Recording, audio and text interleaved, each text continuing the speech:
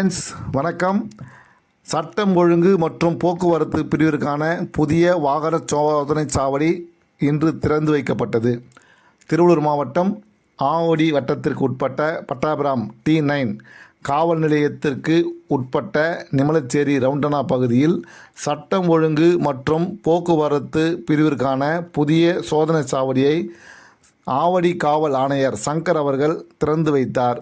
பொதுமக்கள் பாதுகாப்பு உறுதி செய்யவும் குற்ற செயல்களை தடுக்கும் நோக்கிலும் நெமிலிச்சேரி சந்திப்பு பகுதியில் போக்குவரத்து அதிகமாக கொண்ட பகுதி என்பதாலும் நிரந்தர வாக்குச்சாவடி மையம் அமைக்க வேண்டும் என்பதற்காகவும் இது திறந்து வைக்கப்பட்டது.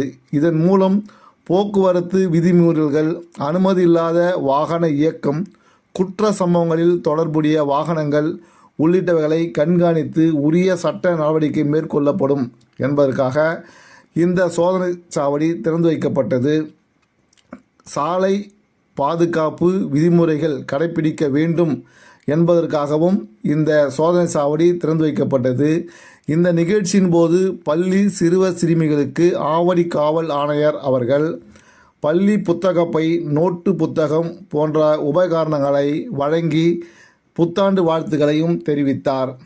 இதைத் தொடர்ந்து இந்த நிகழ்ச்சியில் ஆவடி காவல் கூடுதல் ஆணையர் திருமதி பவானி ஈஸ்வரி, ஆவடி காவல் துணை ஆணையாளர் திரு பெரோஸ்கான் அப்துல்லா, போக்குவரத்து துணை ஆணையாளர் திரு சங்கு ஆகியோர் உள்ளிட்ட காவல்துறை அதிகாரிகள் கலந்து கொண்டு இந்த நிகழ்ச்சியினை சிறப்பித்தனர்.